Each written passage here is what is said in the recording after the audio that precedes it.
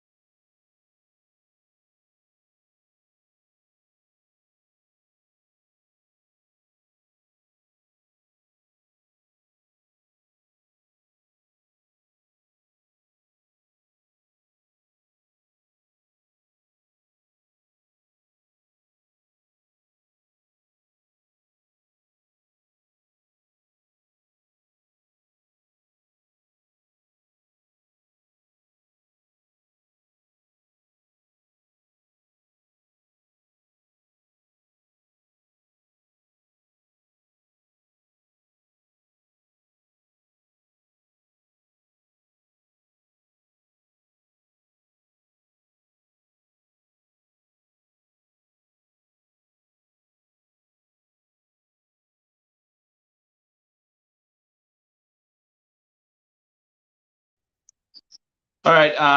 Sorry about that. Sorry about that, folks. The EPL is going to be hot this season.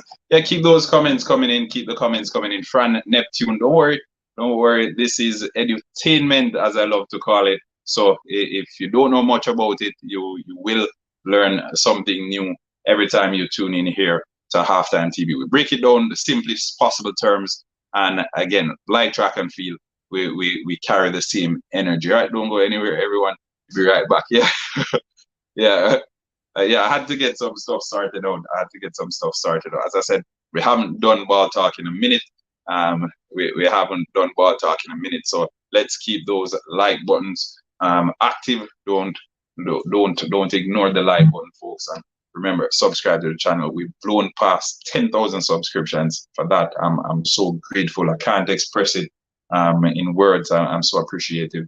For everyone who's a member of Halftime TV as well, we appreciate you. And remember, folks, you can become a member of Halftime TV. The option is right below this video. There are different stages. We have exclusive content to some folks. But what you get first access as well to some of the information that we're releasing. And we keep you updated, whether it's football, whether it's track and field, whether it's basketball for those who like basketball. Occasionally we speak about the American football as well. But we keep you informed and updated. We might not get the chance to do a video every time, but we try our best to at least keep the community active through different posts, different polls, that sort of thing. All right, so big up everybody who's a part of the Halftime TV family through membership or subscription or whatever it is. All right, now let's get to it. Let's see what the polls are saying. Keep those coming in, folks. Keep those coming in. Keep those coming in. We have the different polls there. We have the different polls. We have different polls. Manchester City, Liverpool. We have Tottenham Hotspur. We have other. Oh, Walker, the newest member. Big up yourself, Walker. Big up yourself.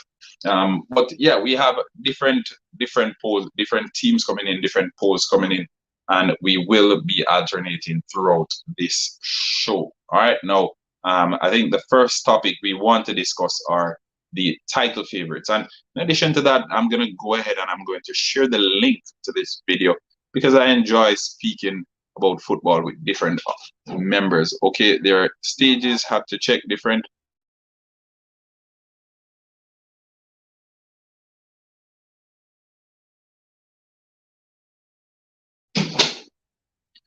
Are there stages? Okay, you have to check different stages of membership. Yeah, there are different stages of membership. There are different stages, so you can have. I think we have a dugout. We have pre-game show. We have all kind of different memberships. So you can check them out. Check them out.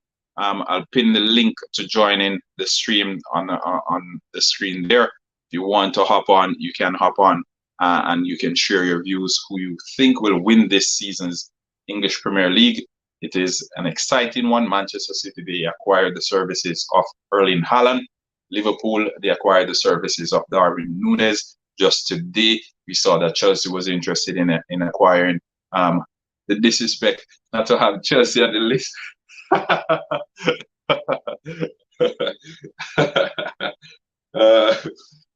Big up Ryan Sewell. Big up Ryan Sewell. Folks, Ryan Sewell is one of the sponsors of the show, right? He is the CEO for RS Sports Store. So if you don't find them on Instagram, you can shoot Ryan Sewell a message. You can look for him as Ryan Sewell if you can't find RS Sports Store. All right, so they have the best quality jerseys. See, I'm wearing good things. Yeah, best quality jerseys, folks. Cheap as well. The best prices. Okay, I haven't get a chance to read your info yet. All right, no worries. I was wondering, no Chelsea. Yeah, I'm a Chelsea fan, folks. I'm a Chelsea fan, but I don't want I think there were 3 slots that we could put. Well, there were a number of different slots that I could put in. I only decided to put 3 in there because realistically, I think there will be a 3-way pull for the title this season. But that's my opinion, and I'm curious to hear what you guys have to say. And that's a fun thing about this show because we give you guys the opportunity to share your opinions, and then we discuss those opinions as well. All right, so let me get over back to the the topics that we have. Yeah, this jersey was from a couple of years ago. Couple of years ago. See, Yokohama was still Chelsea sponsors. So they're now being sponsored by three, three mobile. All right, so we have a couple of big topics to discuss, folks. First, we will be discussing Erling Haaland in comparison to Darwin Núñez, and I want Walker to join me on this one. So Walker, if you're still in the comment section, click the link and join me, and we can discuss that one, please. And thank you. Please and thank you. You don't want to put any pressure on Chelsea. Put big up the Liverpool fans. There are a number of Liverpool fans in the comment section tonight. Big up the man himself, Stelios. Respect for tuning in, Stelios. But as I said, we have a number of Liverpool fans in the comment section. I'm definitely curious to hear what the Liverpool fans have to say, and we've shared the link. So, folks, even if you don't want to share your video, you can share the link. You can call in and you can share your thoughts. All right.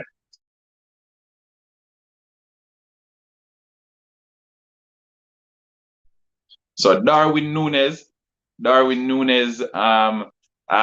up against Erling Haaland, who finishes the season with the most goals. I still think it will be Salah versus Haaland when it comes down to goal scoring. Salah, Haaland, and maybe Harry. Yeah, Salah, Haaland, and Harry Kane. That's my opinion. But we'll see. We'll see. Darwin Núñez, he scored in the Community Shield, celebrated like it was a Champions League final. But no judgment here. No judgment here. It's a trophy. Big up Jay Matheson. Big up Turbo. Big up Turbo. I haven't seen you guys in a minute. Oh my. I haven't seen so many of you guys in a minute. The Halftime TV football family. It must be saying I've neglected you guys, but nothing of the sort. Nothing of the sort. We've just been trying to balance. It's only me, and there are so many sporting activities taking place. So I have to try my best to balance everything. It's a balancing act for the most part. So so big up Jay Matheson, big up Walker, big up Stelios, big up Ray Sewell, everyone in the comment section who is tuned in this evening. As I said, we may very well have some jersey giveaways later down in the show, as well as some call-in credit giveaways as well. We usually do that. It's Balltalk. That's how we do it on a Monday night, and it's this and every Monday. We're trying to get back into the groove of doing it every Monday at 9 p.m. Eastern Daylight Time now, I guess. Yeah, I think it's Eastern Daylight Time. So 8 p.m. Jamaica time, 9 p.m. if you're in Toronto. I don't know where else. What are the other time zones that should be taken into consideration? But yeah, you can do the calculations. Check it in Google. 9 p.m. in Canada, what time it is where you're at. So as things stand right now, we have Liverpool leading the votes. Liverpool, 45% of the viewers think Liverpool will win the league.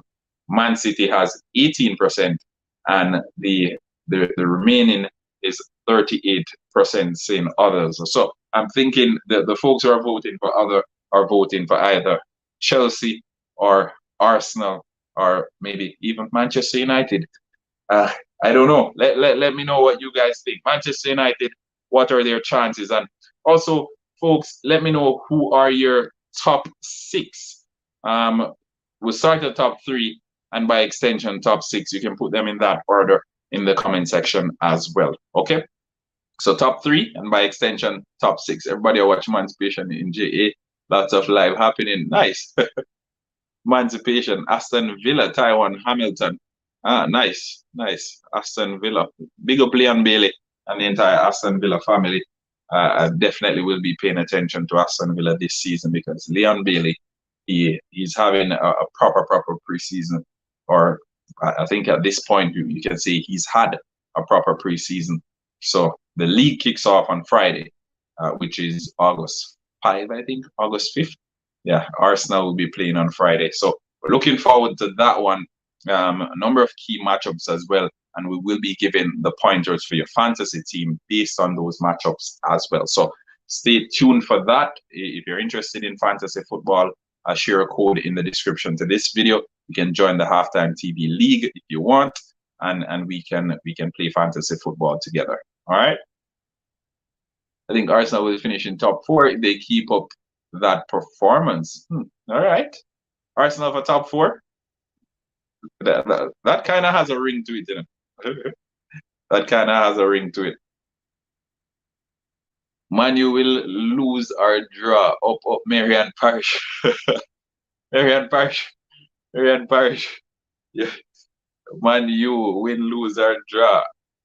Man, you win, lose, or draw. So, yeah, we like the Manchester United fans because I think when it comes down to Manchester United, they have some of the most loyal fans that there is in football. Same thing over with Liverpool. Loyal. These fans don't go anywhere, right? Arsenal, I don't know. I think the Arsenal fans, my teams are Chelsea.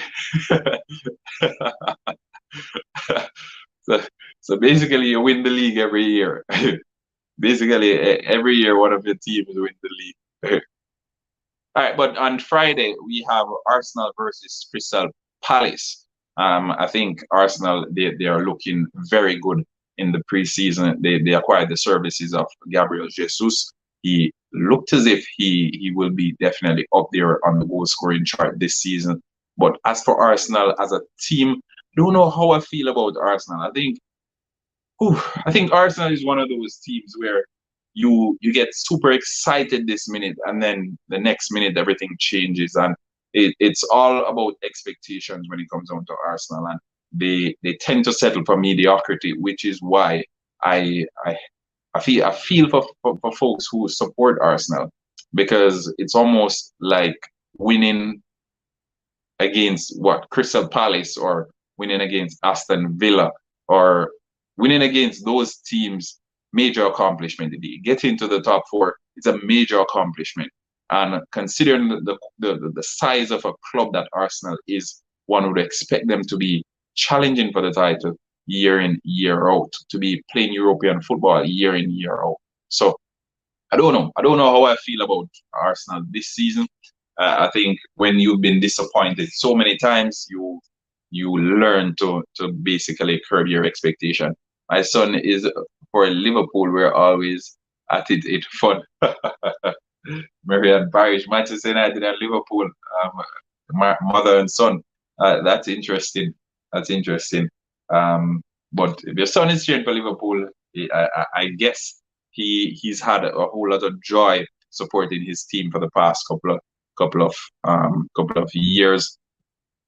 The same thing if you're a Manchester City supporter, a whole lot of joy for the past couple of years. Manchester United, not so much. Manchester United's last trophy came on 5 years ago. So again, it's a little bit different with Manchester United. Liverpool and Manchester City, they are the teams now that are dominating the English Premier League.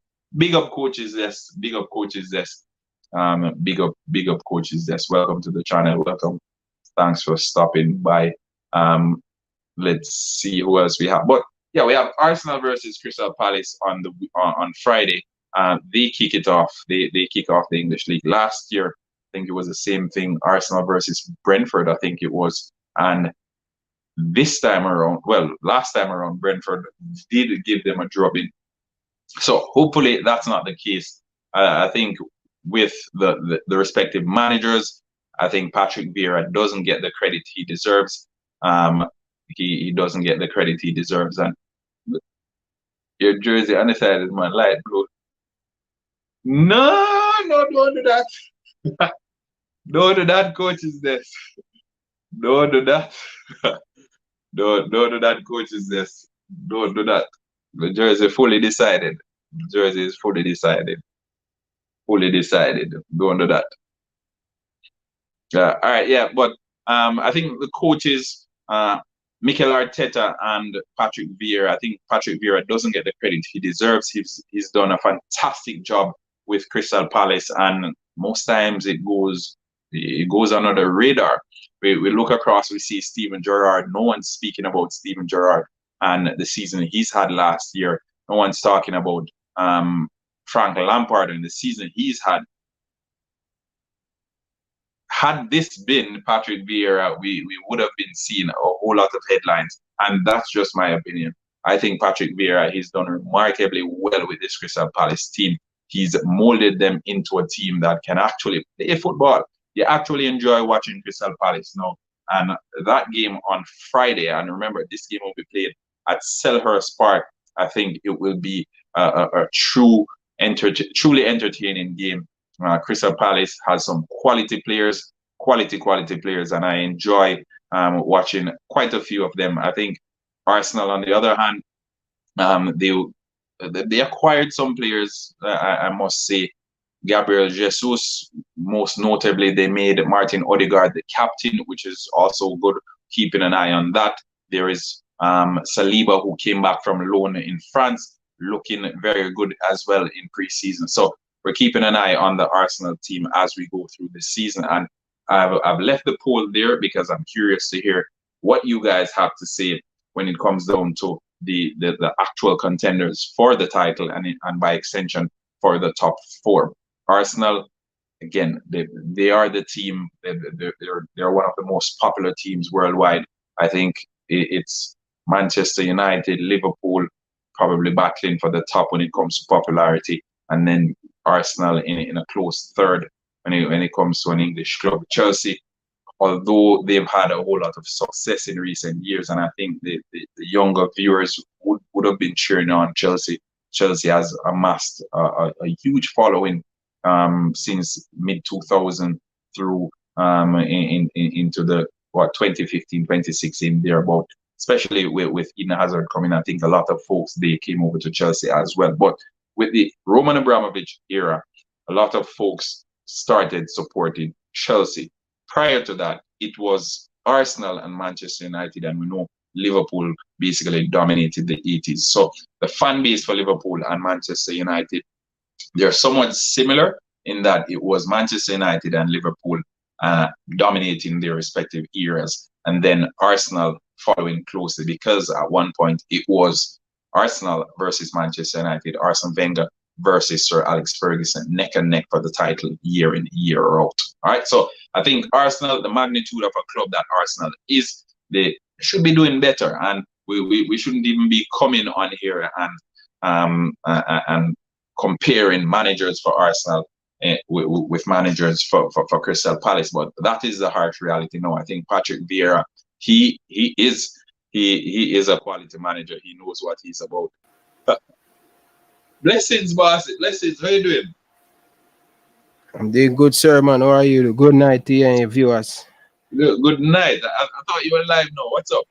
I was live, bro, but you know, you're my brother. So you tell me to have Balltalk and come show my face, because you always show me the support, you know what I mean? So just here to show you the support. Done my show early if you come get the support, right? Zine. See, folks, and when I talk about my co-workers on my platform, folks say, oh, you're talking about your co-workers? Yes.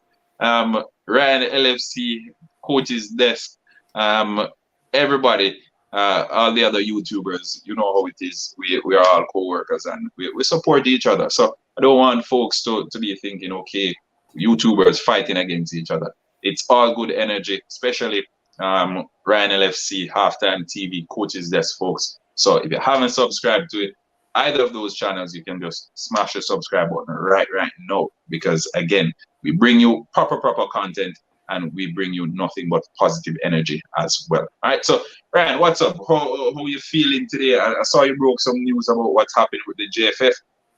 As per usual, drama happening there. And folks, if you follow the Jamaica Football Federation and news about the Reggae Boys, Ryan LFC covers it left, right, and center. You know how it is. Ryan, what's happening with the JFF as we're here talking about Balltalk? What's new? Well, the new topic, and not a new topic, because a month ago I broke the story that Paula will not be the head coach of the Reggae Boys going forward. Just hit mainstream media 1 month after I made that video. And Marion Garden, new head coach right now for the time being for that tournament. But based on information I am getting, if he do well in that tournament and the fans like it, the JFF like it. I hear that he will get the job full time, but not the concrete yet. And him get the post full time. They're still searching. I don't know what they're searching for because I believe he's going to be the head coach. That's my opinion, not the JFF opinion. I'm heard from nobody from the JFF. So for now, Marion Garden, and it's a joke. I was just gonna get to that now. I was just gonna get to that because you mentioned that he is going to get the job, but I want to hear what your opinion is on Marion Garden leading the Reggae Boys forward. Do you think this is a quality coach that will take the Reggae Boys to the next step? And I did an interview with Damian Lowe. I think it was last year. I don't remember. It's probably in the archives. Folks, you can pull it up. And Damian Lowe said he thinks, and I think at this point he thought the Reggae Boys, the current batch of players, is a golden generation, right? Now we've seen the golden generation. I mean by golden generation. Then man, they know we nothing for Jamaica, brother. Listen, listen to what nation Belgium hasn't won anything either. So them rank third in the world now. That doesn't matter, but there's this batch of Belgian players are considered the golden generation, and they would have gone through and not win anything because of the coach, in my opinion. So again, coming back to the point that I made earlier, you mentioned Marion Garden would be the one taking over. Do you think he's the one to take us to the next step, to the next level? I'll be honest with you, brother. I don't know much about the coach, and I don't want to pretend like I know. And he coached in the Dakar Cup. You were a part of Umberland for a period of time. I'm going to be honest with you. I don't think no coach from Jamaica should lead in the Jamaica national team going forward. And I say that with no disrespect. I don't think none of them is up to that standard where we want right now. The man who we want right now, I'll be honest with you, I am never really from the get-go say, yo, Paul Hall is the man. I never say that from the get-go, but based on what I see, based on the result, he's getting in, not the greatest result, but when you look at how the team is playing out from the back and all of these things, it's a good look. Right? I like what I'm seeing from Paul Hall. When he explain himself in the interview, I can see the imagination and just talk to him. And the next coach who do that to me, a Jamaican coach, is the former JC coach, Miguel Coley. Yeah. But I don't know much about Marion Garden. But bro, I am always say, you were part of the coaching staff with Coach Theodore Whitmore. You were part of the coaching staff with Paul Hall. And for me, I don't want to see him as the coach. But who am I? Living in Canada, sit in my living room making YouTube video and I say, I don't want this a coach. I have no talk. People think I have talk. I have no talk. I only talk. And some people probably listen and some don't. But I'll be honest with you, bro. This is like a joke thing, brother. We have got 10 step backward. You understand? Because we have a coach named Paul Hall where the fans and believe in her. And just because of some local madness behind the scene, they not give him the man the job. It's a joke, brother. It's no reason for this man not to get the job. Stick up in. You mentioned that he didn't get the job. Jay Matheson posed a question. Did Paul Hall get fired or did he resign? Because you mentioned that he didn't get the job in it. You didn't state if he got fired or if it was a case where he resigned. With what transpired in Suriname? Was it Suriname? There were talks that Jamaica. Jay probably now watch my video them and thing, but me can tell you because I'm a YouTuber. I get the information and I'm bring it to the public. And we are head of enough people. All right, so Jay is not going to get the job. Paul Hall will not coach a Jamaican team going forward. That means him to get the job. You understand? So because he's on an interim basis, it's almost as if it's a probationary period, which means they can basically part ways without any obligations or any payout or anything. Is that what you're saying? Second of all, he's sending writing documents where he resigned. All right. A month ago, him agent sit down and speak with the JFF and talk broke down. Understand? And JFF put it out in the cleaner.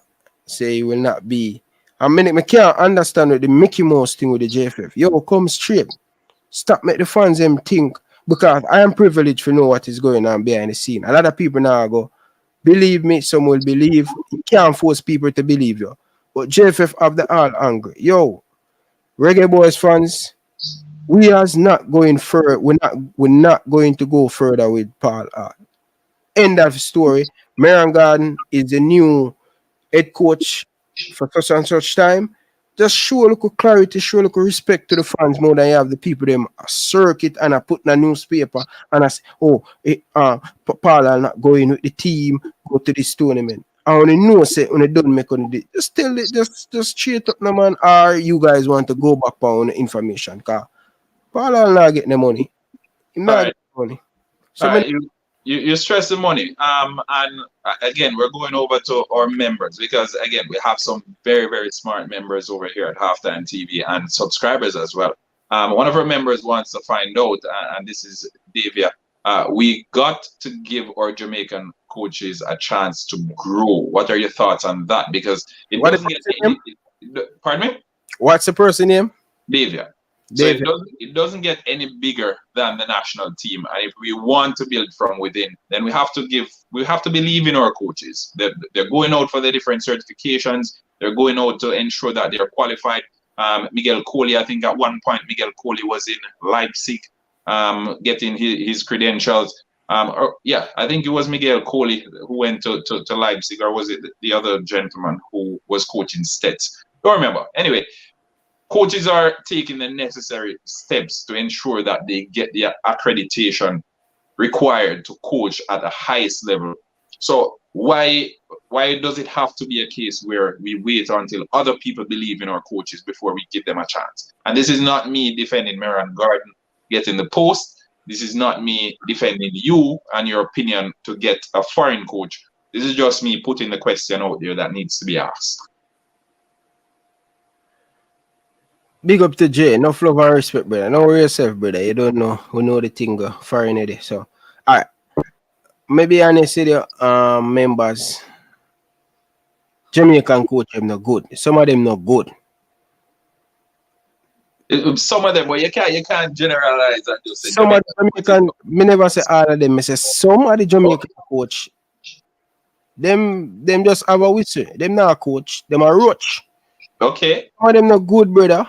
Fair. Some of them not good, and the man who good no want the job.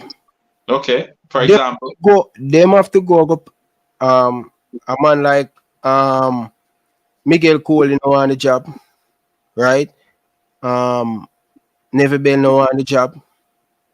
Understand? Who else in a Jamaica way? Lenny Hyde.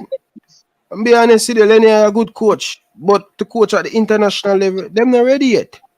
And people have to just, it's harsh, but at the reality, they need to go overseas and go get the experience and come back and get the good qualification. Most of our coaches can't even explain themselves in an interview. So we are going to coach team. Come on, people, man. Maybe me probably be me want good for Jamaica, and right now a 10 step where I go back. Paul Hall is one of us. Although him live overseas, he's one of us. He went to the World Cup with us. Tapper Whitmore not good. So Tapper Whitmore wasn't good, but Paul Hall was good. Paul Hall was a good coach. Based on what? Based on what? What was the sample size that he used to determine that Paul Hall was a good coach? Coach is this. I'm gonna share the link. Coach, I needed to join that. No, coach is Dex. Coach are your friend. So no, you have a coach friend. Yeah. A friend and company that run this thing, brother. I'm in a business bro. Them not have enough experience to coach the national team. But Paul Hall was Get QPR under one. 20, Paul Hall prove himself to me in the game them when me see. Okay. No, bro, me and God them no good, brother. Them have to prove themselves at the under 20 level with the reggae boys. We can't give him big job. No, bro. The JFF So cheap, bro. so you said so the only good coach that we've had in recent times then is Paul Hall then, based on your logic, based on your reasoning right now. No, me not gonna say the only a good coach. But you said Theodore Whitmore wasn't good, and No, Theodore Whitmore. no. Whitmore no good, but me I tell you, so we have previous coach were better. Okay. Winfrey is a good coach. Okay. Understand? Yeah. No worries, coach. No worries. We don't have a Miguel problem. Coley a good coach. Yeah. You understand? Paul Hall a good coach. You know Yeah. that you have for nothing. Yeah. Understand? Um, But coach, come on and come defend him, friend. yeah, I'm gonna give coaches this the opportunity, folks. If you're wondering, this is coaches this. He's Coach on it. can go GC faster, brother. Coach know him. Go ahead, So, coach. coach, what are your thoughts on Ryan's opinions? Yeah, man, big up yourself, Ryan. Big up No halftime. flow, Big up brother. the No persons in flow. the comment section. No, me have to address the first thing Ryan said. Friend, you know. Friend is relative, you know, brother. Friend is Associate. relative. Associate. So me know why you get it twisted. Just because me say the man do a A license, you just No. jump and say I'm a friend. You understand? I'm just sharing the information with the people that Ryan. Coach. Not so don't use the friend thing, Bridget. All right, There man. nobody So in he's JFF. not your friend There then. nobody in JFF and a friend. They're associates. Okay. And a key word there, folks. The operative word. Associate. Yeah. Associate. Because Understand yourself, you know, coach. you're a friend, yeah. If me and you are virgin, me can come at your yard, you can come at my yard. There are some things where friends can do with other people can do. You understand? Yeah. So we don't want to use the word loosely. True. Fair enough. So, Based on Ryan's assessment, coach, I'm glad we cleared that up before we even get into the reasoning. yeah. And the coaches in Jamaica then, selecting our coaches from within. What are your thoughts on that? I think the some of the coaches, as Ryan said, I could agree with him that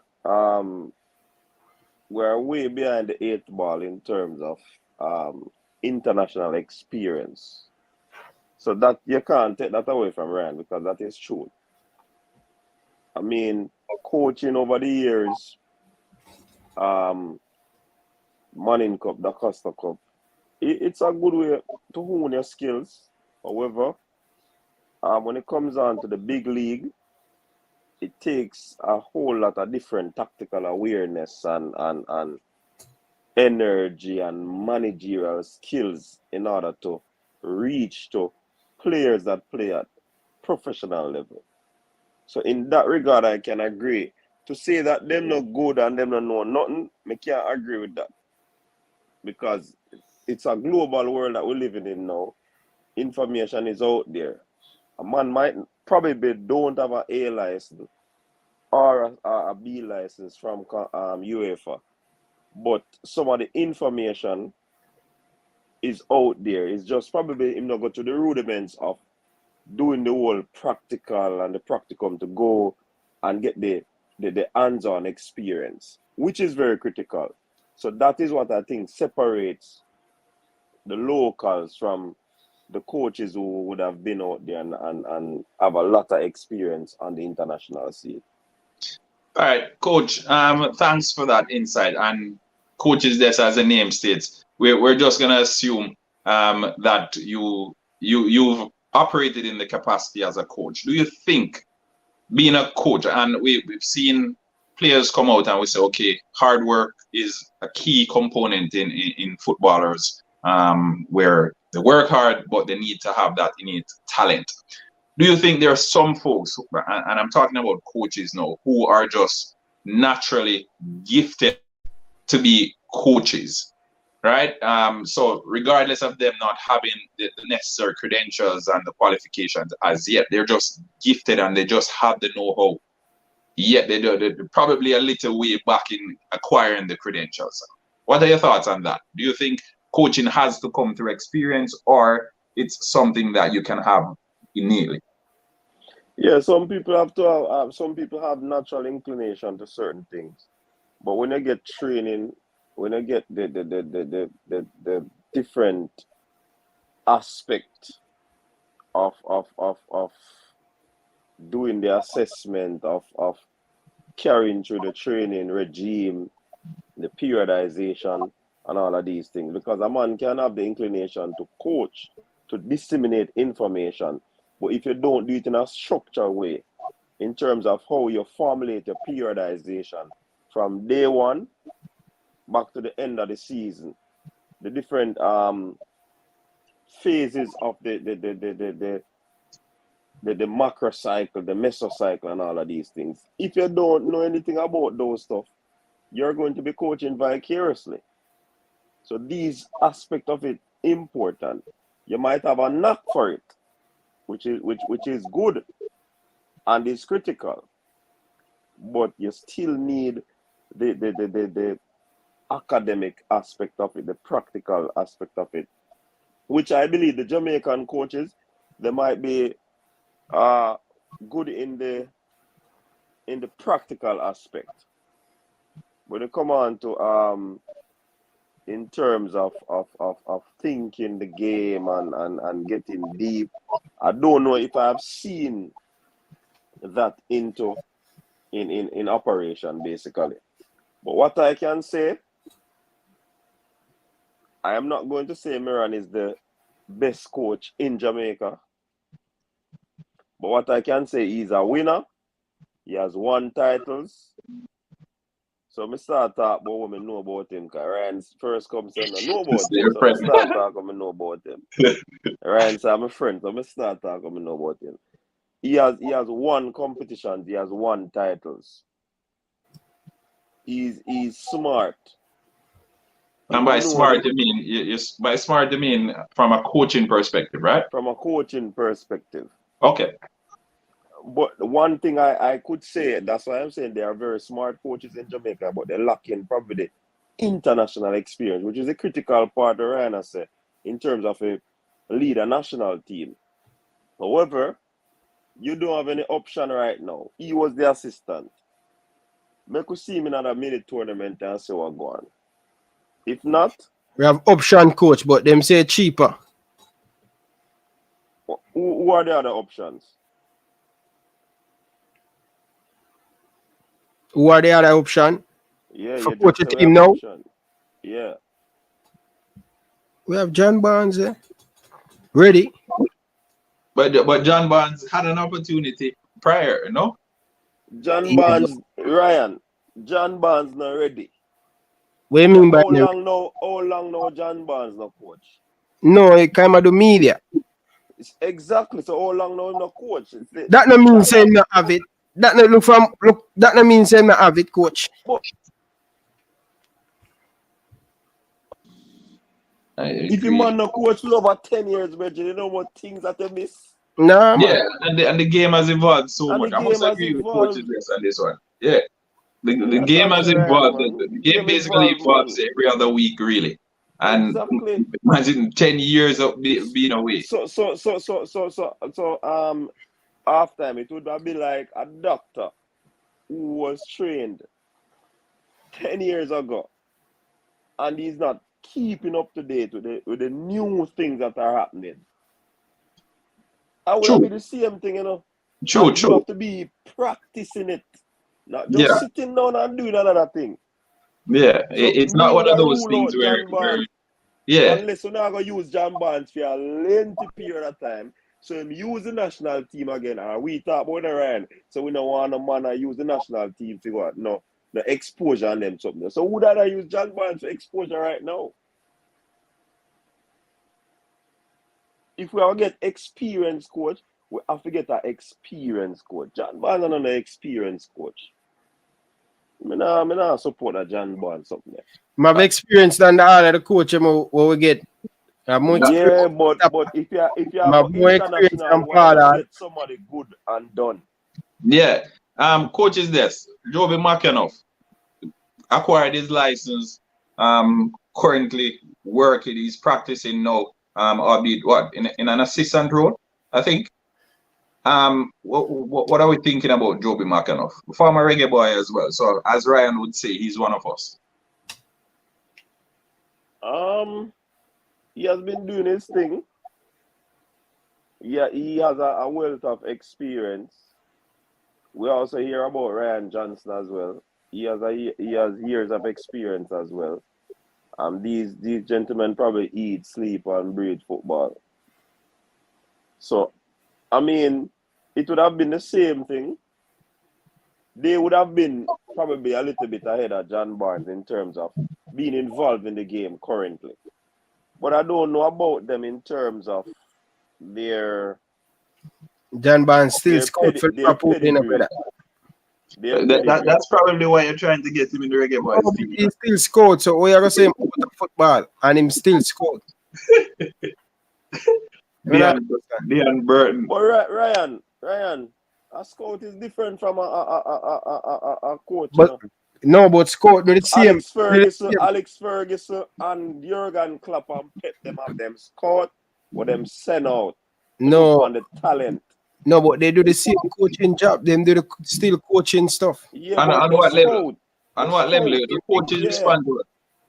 The scout is responsible for going out and identifying talent and assessing different talent, man. Yeah, and assessing the different aspects to the games of the game. Talent. Coach ready and them not what they will bring to the philosophy exactly. That them know say Pep and them man they have. Right. So Ryan, hold on. Our coach. Go ahead. Future coach Leon Burton. Big up yourself, first God. Big up yourself, first. No man, West Brom. Yeah, Premier League. Darren Moore or something like so. We have the coaches now, but JFF want a cheaper road, brother. We have option, brother. We have too much reggae boys who are coach right now overseas. Who can call up on.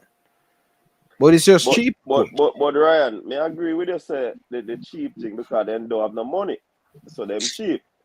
But what I'm saying is that if you're thinking about overseas, let me ask you something. Would you bring in Joby McAnuff? Me? Uh-huh. Not as the head coach, but as the assistant. Okay. Why not? He's a reggae boy over there doing his thing. Yeah, but the person who I want to lead the line. I have a few persons who want to lead the line. So that may I say, Ryan, if you go for somebody who are going to lead the line, then man, they have to be experienced. Yeah, but remember, it's not a one man. I am looking based on selecting a coach, you know. I'm looking at the leader and then the people them around him, because most of the time with the Jamaican national team, we don't put the people them who are going to complement the head coach and going to make the head coach better. We just have put a friend and company around whosoever we get either from foreign or Jamaica. We now select the right person. The last man. Who you da pick? For be the head coach now and the assistant. And he am assistant them. But I use Darren Moore and I use Darren Moore. The head coach. Who you da make assistant? No man. But I put when him the McAnuff and them around him. But Ryan, you me tell us your argument flawed this and no. I say you put man around him and you just say them head coach and put friend and company around. If a man go hire a coach, the coach supposed to select his own team. No, but I understand where I say I agree with that. I agree with it, right? That's what me I say. The last man get that chance to do that is Winford Schaefer.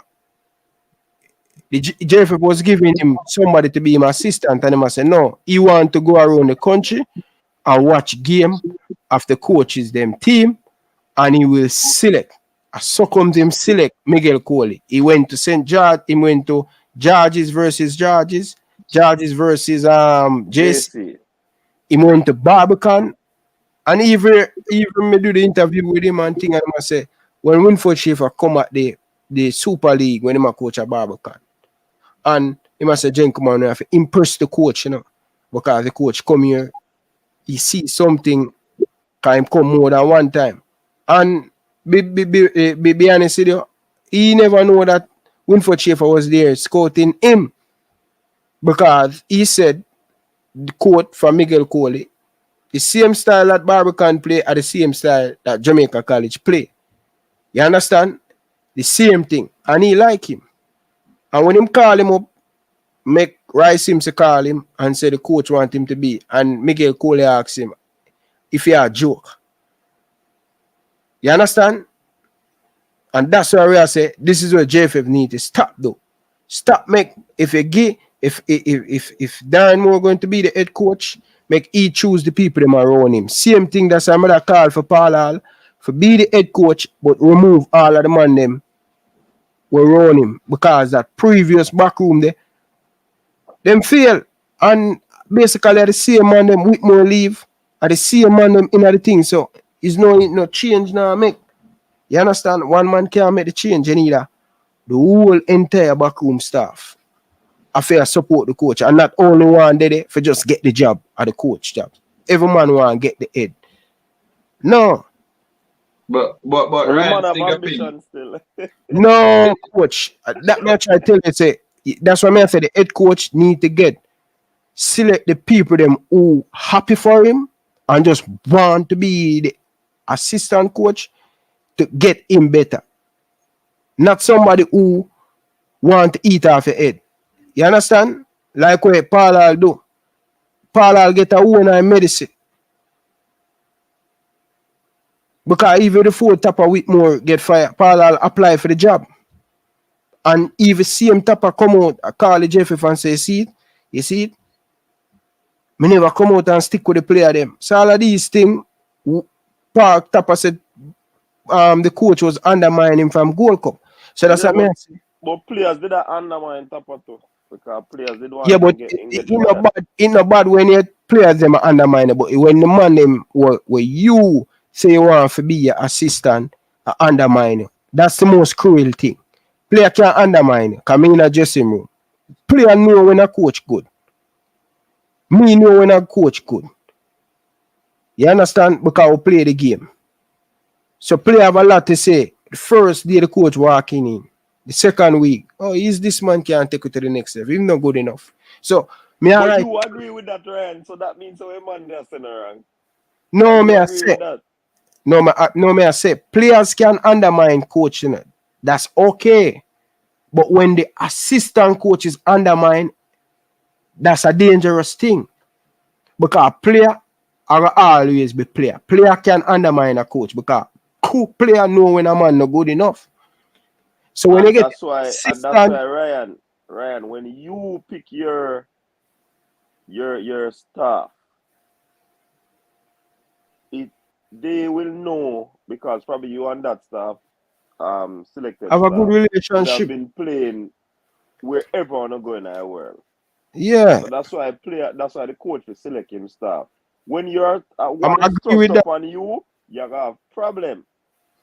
I may agree with you that. And this Paul Hall thing, brother, and may I tell you, it's just rough, brother.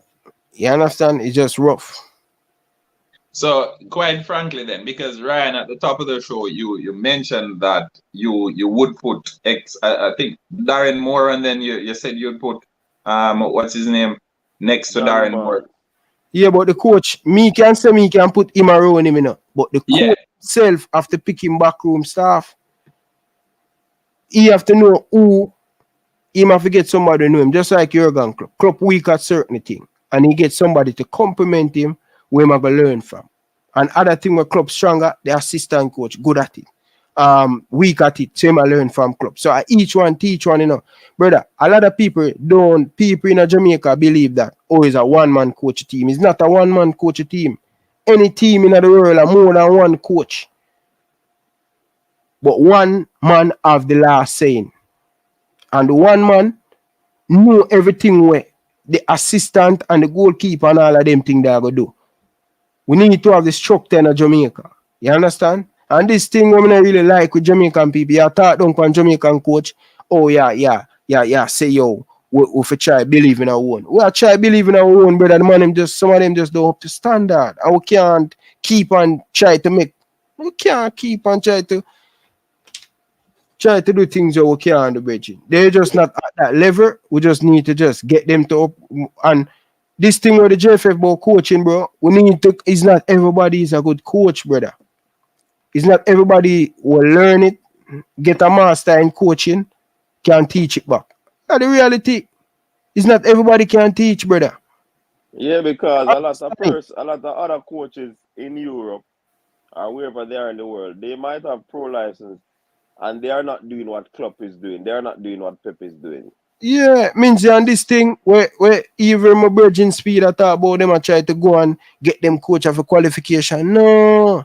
Some of them man can't even explain themselves in the classroom. So where you get them to teach back the knowledge to the other coach him. It's just the reality is not No, everybody. but you see those coaches that they selected, I think they are educators in a way. We can disseminate about the information, you know. They might not be able to do it 100% as how the directors who they went to. That's why you forget the director coach. That's why you forget the director. We can't send him go overseas for a course that costs millions of dollars and you come back and teach a thing halfway. That's a waste of money, coach. We need them can't just, but Ryan, you have to look on the context too, you know. If we ever try to get a license in tandem with the one that they did, you know, just come happen overnight to just invite the instructors them to come and just do a course, you know. It takes planning, it takes structure. Network coach. It happened. Coach, network. We are Jamaica, we are the biggest product. If the JFF are build network with some of these coaches, we have to build network. You think Liverpool just get up because them are the biggest club? United are the biggest club. Remember that. Them big up, them take them time and build and get. What you think Craig Butler, as bad as thing, him go on in madness when him ready. But we have to give the man credit. The man network. Yeah, but Ryan, you see the thing about JFF, we expect a lot from them, you know. And it look like the football gone leave them, you know. The thing about the coaching is a real thing, you know. But also we are lacking in sports administrators in the region. You can't look past that and expect that these people who probably are not trained. But we not lack on nobody. We have the people them. But the good people them push them out. That means you don't lack on a coach then, Ryan. No, I'm not talking about coach. No, coach. Yeah, I'm not talking about coach. No. I'm not talking about coach. No, but you say we don't lack on nobody. That means if you ever say we don't lack administration, then push out who push out. Coach, when we say we don't lack on nobody, we are talking about, don't take the thing out of context. We are talking about thanks for tuning in to Halftime TV. Yeah, we know halftime. No, a two big person who have big platform. No. We're loving it, you know. We're loving it. We're just acknowledging the folks in the comment section. Yeah. Thanks to everyone in the comment section for tuning in. Onika, Marian Parish, thanks for sticking by. We have two of the best minds across YouTube, and they are going head to head. They're sharing their opinions, and this is what it's about. This is what football is about. We can respectfully disagree while at the same time elaborating our points to the best of our abilities. All right, so big up Ryan and big up coaches. Yes, continue, guys. Lack of administration, lack of coaches. Where do we start? You need to go where the game is moving fastest. And quite frankly, most of our coaches right now in Jamaica, they aren't there. I must agree with coaches this on that point, because the game has left us whether you like it or not. The game is moving fastest in Europe. Very few of our coaches are willing to invest or willing to go and acquire the necessary accreditations in Europe. And that's why we're so far behind. And in that regard, based on coach's assessment, I have to agree with him on that. All right. Now I'll agree. I'll allow you guys to continue on your points. I'm just add in that bit. All right. Yeah, man. Big up. Coach, go ahead. No, but when me that say coach, when me say we don't like nobody, we don't talk about the administration. We have people in a Jamaica, we have good leader for run the JFF, and the man them a push them away. Last election, Ryan, the president. hold on, Ryan. Mm-hmm. The president alone doesn't make up the administration of the JFF. No, you can have the best. You can have the best president there in the world, but if the lieutenants around aren't capable and able, then you're going to have issues as well. It is better for me to have the best lieutenants them around, you know, and quote unquote have a mediocre president, you know, because those persons around who are great will allow the president who would consider mediocre to be looking great because of the work that they will be doing. So me believes that we lack sports administrators. We still not reach a level where it's supposed to reach. I believe that not only our coaches should be educated, we need to get some people who love sports administration and get them out in some field, do some 2-week courses and all of that practicum to ensure that they understand the runnings of clubs, of federations and all of these things. A man can't just have a something there. He's educated, he have an engineer degree, but sports, he don't have a clue. So me believe everybody, all and sundry, should be educated once you go in any field. Remember, I know, once you're a university or tertiary education person, you should be able to adapt and you're trainable. But if you're not going out there to be trained on courses and all of these things, you're not going to improve. You're not going to improve. And adding to Coach's point, that's why a whole lot of big organizations, they hire you not necessarily based on the type of degree you have, but based on the fact that you have a degree. So they use that premise to say, okay, you have a university degree, that means you're able to be trained and we can mold you into the role that we have open. So a lot of big organizations, they use that strategy. And again, Coaches, yes, I concur with you in that regard, because not because you have a friend or you know someone who is in the position, that means you automatically acquire that position. No, you have to be willing to go out there to acquire the necessary credentials, the necessary qualifications to come back and to be effective and efficient. And I say effective and efficient because not only do we expect you to be effective, but we want you to be doing the job as best as possible with the necessary resources as well. So I definitely have to give you a thumbs up on that, Coach.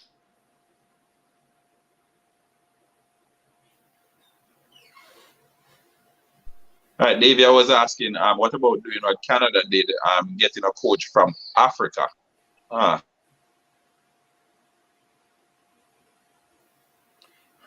But half time, I go leave, you know, brother.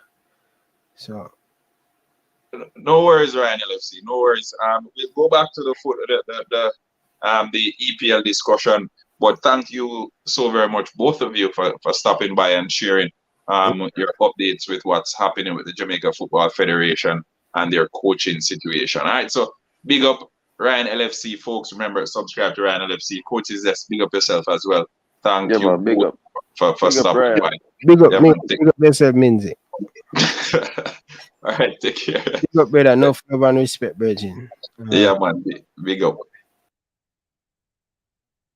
All right, so there you have it, folks. Two of the most brilliant minds across YouTube, Ryan LFC and Coach's Desk, sharing their knowledge on what's happening with the Jamaica Football Federation. There's always content, there's always information with the Jamaica Football Federation, left, right, and center, because we don't know what's happening there, but they need to get their house in order. All right, now let's get back to the polls. We have 26% saying Manchester City, will be the top title contenders. We have 41% saying Liverpool, 4% saying Tottenham, and 30% saying other. We're curious to hear what are your thoughts on that, folks. We're very curious to hear. Manchester City, Liverpool, is it Tottenham? Who wins this one? Who comes in second? Who will be the top goal scorer as well? Mohamed Salah, he's been basically making it seem as if it's a cakewalk over the past few years. He has some competition. At least that's what we're expecting this season in the likes of Erling Haaland. Darwin Núñez, not so convinced that he will be up there with the top goal scoring contenders, but I think he will come good this season nonetheless.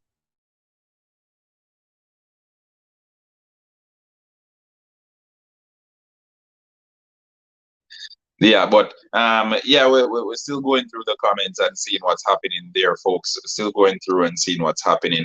But yeah, Manchester United, Liverpool, Manchester City, sorry, Liverpool, Tottenham, they seem to be the top title contenders this season.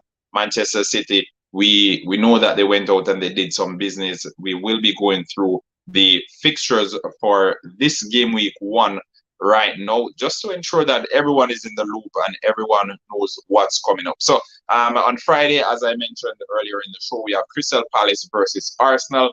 On Saturday, we have a number of big fixtures starting as early as 7:30 a.m. Toronto time. Fulham versus Liverpool, Bournemouth versus Aston Villa, Newcastle versus Nottingham Forest, Tottenham versus Southampton. We have Leeds United versus Wolves, Everton versus Chelsea. On Sunday, we have Leicester City versus Brentford, and Leicester City basically just sold their captain, Kasper Schmeichel, for £1 million.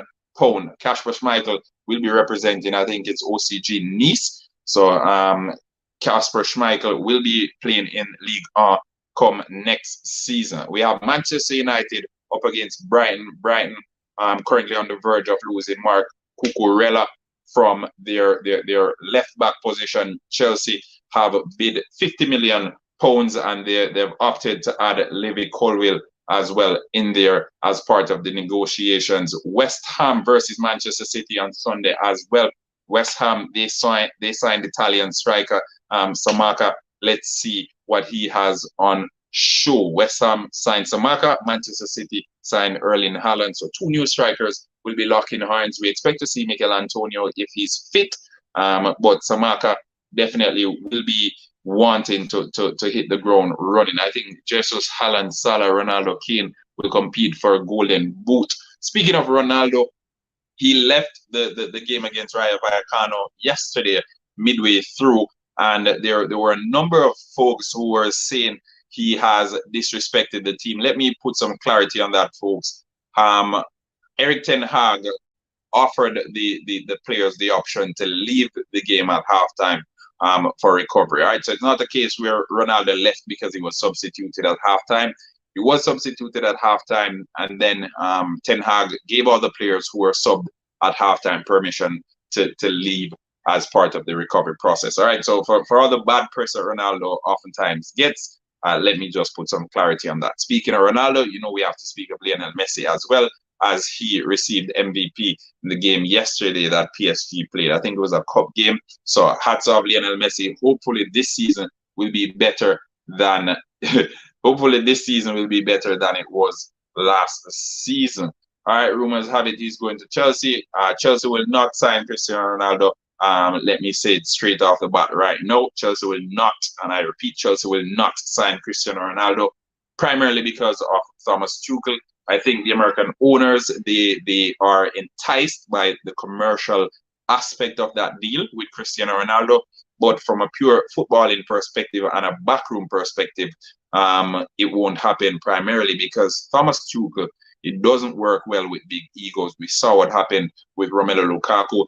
It almost is a repeat of a number of instances where he's worked with superstars and it has not gone down well. So Thomas Tuchel, I think he works far better with the smaller egos, and that's why he didn't have the easiest of days with Romelu Lukaku. Cristiano Ronaldo, I think that's the primary reason he will not get to Chelsea FC My second choice is Liverpool have to support my son Salah versus Virgil. Messi is my general, Marian Parish. Yeah, Mohamed Salah is a proper footballer.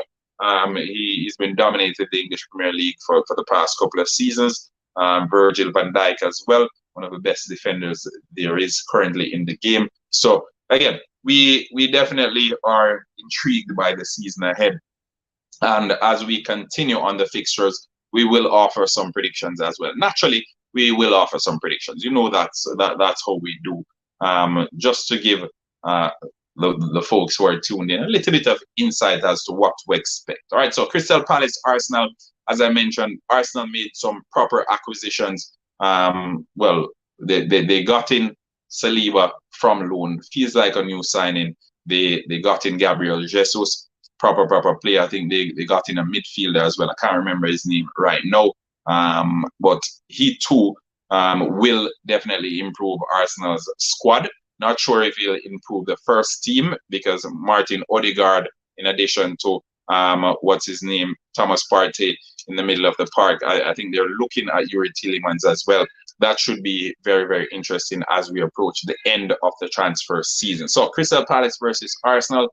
Arsenal playing away to Crystal Palace, who will be playing at Selhurst Park. Last season, it proved a very tricky encounter for Arsenal. And I think this season, it will be very much of the same. I'm predicting a 1-1 draw. Vieira, thank you so very much for that, Walker.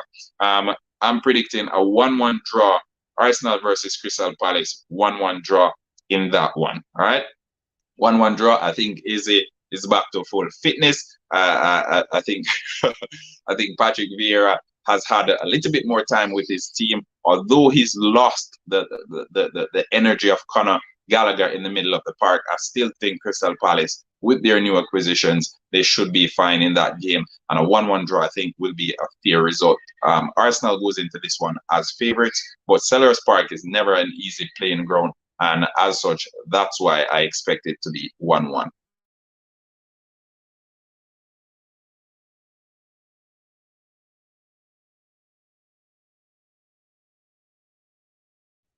All right, good night, Mary and Parish. Yes, tomorrow we will be live for the 100-meter final for the under-20 championship. All right, so stay tuned for that. We will upload the thumbnail in short order. The next game we have Fulham versus Liverpool. Fulham, they have Mitrovic. Mitrovic broke the championship record for the most goals scored in a single season. I think he's been abysmal each time he's gotten into the English Premier League. I expect very much the same. The Virgil van Dijk Mitrovic tussle should prove interesting, although add to stream.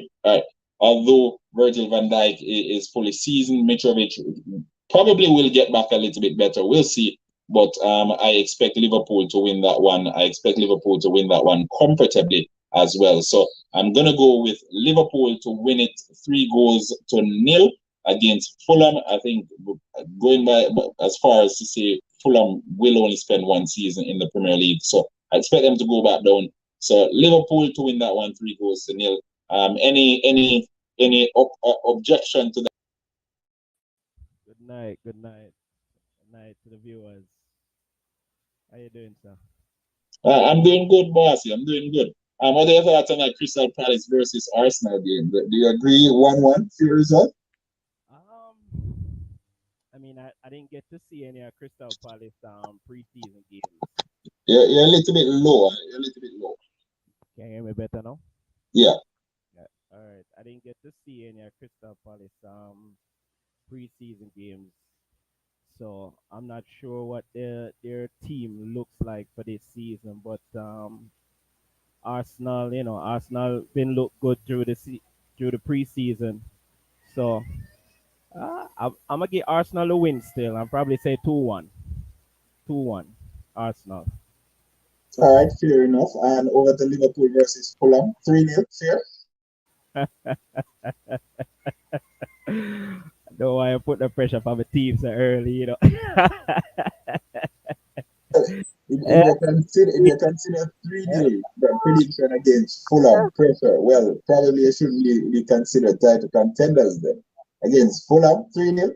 I think that's actually being lenient. My me tell you, my team, when it comes to playing the lower teams, they always have that tendency to be lackadaisical. I mean, I can't say three. I said 2-0, maybe three. Yeah, but they have that tendency. Klopp have that tendency to take it lightly. But again, first game of the season, I think he will put out a strong side. I think the side that played Saturday against City, I think he will go with that starting lineup for Fulham on Saturday morning. Yeah. Right, and for those who aren't aware, Liverpool played on Sunday as well against Strasbourg. Albeit they put out a C team, just a few first team players. I think James Milner was there, not considered a first team player really. Harvey Elliott was a part of the mix as well, which is good to see. But we move on. Bournemouth versus Aston Villa. This one should be interesting because I think this one could go either way. Aston Villa, Leon Bailey. They looked looked so good, imperious really in the in the preseason. Sorry, Bournemouth they're back up. Solanke leading the line. Will he be able to do it in the Premier League this time around? I don't know. I don't know how I feel about it. But let me know. Aston Villa versus Bournemouth. I think Aston Villa wins this one 1-0. But I think Bournemouth, they shouldn't be taken lightly. They're coming up from the championship, and usually championship teams they bring the momentum all the way in the Premier League. Let me know what you have to say on Aston Villa winning this one 1-0 against Bournemouth at home. I think I feel Gerrard going to prove, first game of the season. Who's the home team? Bournemouth is a home team, so Bournemouth is hosting Aston Villa.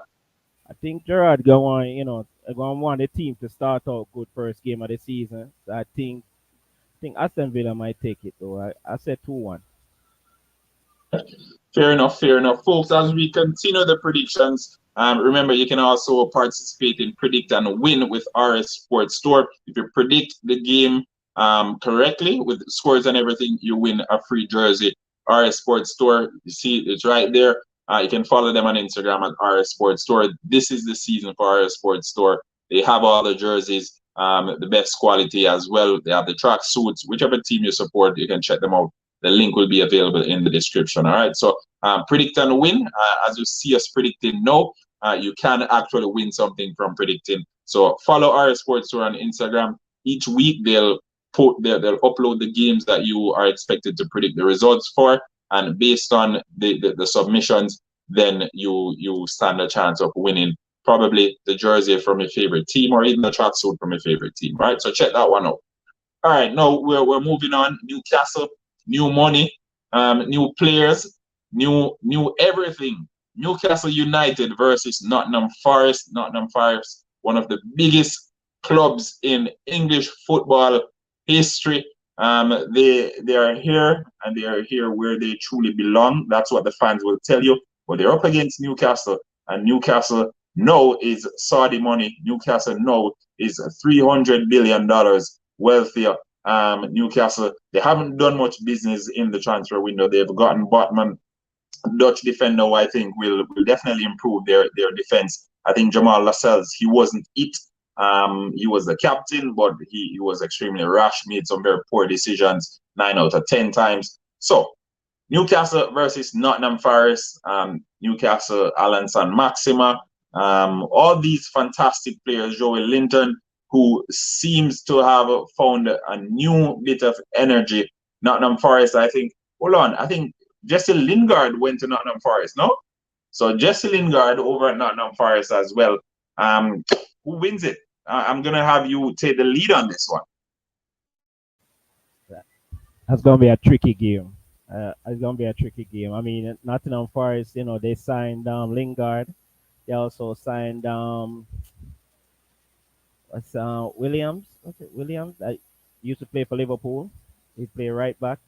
Yeah, they signed him as well. So, and he's pretty good on the right side as well for them. I think it's a good pickup. They pick up some good players, and they that young youth they have for strike. I can't remember his name off the top of my head right now. Remember the last was it FA Cup when they pressured Arsenal and they pressured Tottenham and knocked them out the FA Cup and their striker was pretty good. So He was from Arsenal, no? I think Arsenal sold him to them. right, Yeah, that's yeah. right. So So Forest picked up some good players, but Newcastle, as you say, 300 billion richer, and they signed Nick Pope as a goalkeeper, number one. And to me, I rate Nick Pope over most all the English keepers right now. I would put Nick Pope as the top, and that's a proper keeper they pick up right now. I think Newcastle gonna be doing some bits. Gonna be a tricky game. It could be. I think it might be a high scoring game. I'm gonna say 3-2. 3-2 in favor of Newcastle. So yeah. All right, very close to what Davia said. Davia predicted 3-1. I'm actually going to go 2-1 in favor of Newcastle. I think they'll do some more business before the transfer window ends. They'll be looking to improve, especially that striker position as well. I don't think the current striker that they have is enough to take them into that top half. And again, building on the momentum that they had from the back end of last season, I expect them to pick up where they left off this season. So Newcastle for the win, 2-1. I'm gonna go with. All right. Chris might do better this season. He might do better compared to last season because he really didn't get into the groove of the team last season, and I think a full preseason and they get to know how he plays and he get to understand how the team plays, like, especially with Maximan, and his movement and everything. I think it's gonna be a good game. All right, fair enough. Moving on, and folks, we're still on Saturday. These games are 10 a.m. If you're in Toronto, probably 9 a.m. if you're in Jamaica. All right, 10 a.m. Saturday morning, the English League back to full swing. All right, so we have Tottenham versus Southampton. Tottenham basically bought a new squad. All right, let me just jump out. I think Tottenham wins this one 3-0. I think Harry Kane, Kulusevski, Heung-min Son. They also acquired the services of Richarlison. They have Perisic. They have Jet Spence. They have Langley. They have Yves Bissouma. They have so many quality players that they acquired throughout this transfer window. It's almost as if Antonio Conte has bought himself a new starting 11. 3-0 in my opinion in this game for Tottenham up against Southampton. What says you, Walker? You agree and disagree? You think it'll be higher? Let's hear it. Well, all them players you call, it sounds good, I check your audio. Mine seems fine. You can hear me? Yeah, I'm getting an echo. I'm getting a feedback. 1 second. All right. So yeah, as Walker sorts that out, Tottenham Hotspur, as I said, they did some of the best business throughout this transfer window, acquiring the services of Perisic from Inter Milan, Langley from Barcelona, Yves Bissouma from Brighton Hove Albion, Richarlison from Everton. So many proper players. We know what Antonio Conte is capable of doing. He's the only manager in the last 5 or 6 years to win the English Premier League outside of Pep Guardiola and Jurgen Klopp.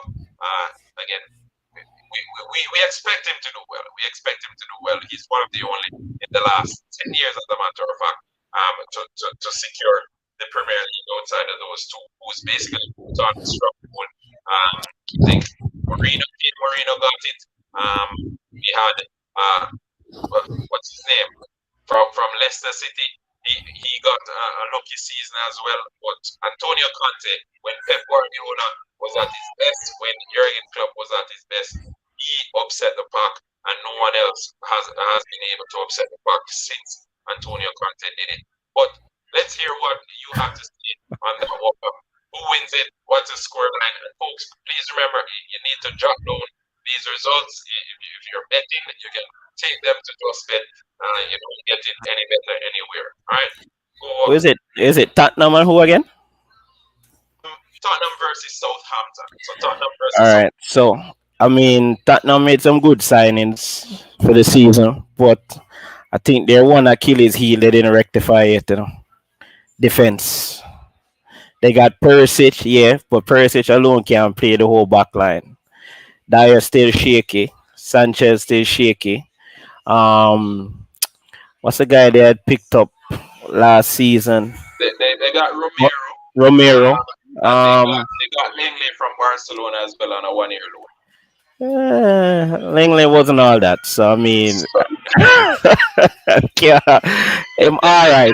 I'm all right. The thing, when you play a back three, you don't need to be all that, You don't need to be all that, and especially with Antonio Conte, his system is he plays a back three, and then there are two pivots in front of him. So has a back three, whether it's Langley, Dyer, and Romero, and then he's gonna have Yves Bissouma and maybe Højbjerg in front of them. That's solid in my opinion. That's solid, especially against Southampton. Well, yeah, against Southampton, yeah, I agree. But still, Southampton. I mean, they lost Shane Long. They're not getting back Broja this season. I don't think so. The attacking force that they would have last season, they won't have this season. So yeah, I mean, Tottenham will definitely win that one. I see. Davia and Mary say 5-0. Okay, the potential to be 6, could be even 7. With that attacking front three, remember, Kulusevski, is a proper winger.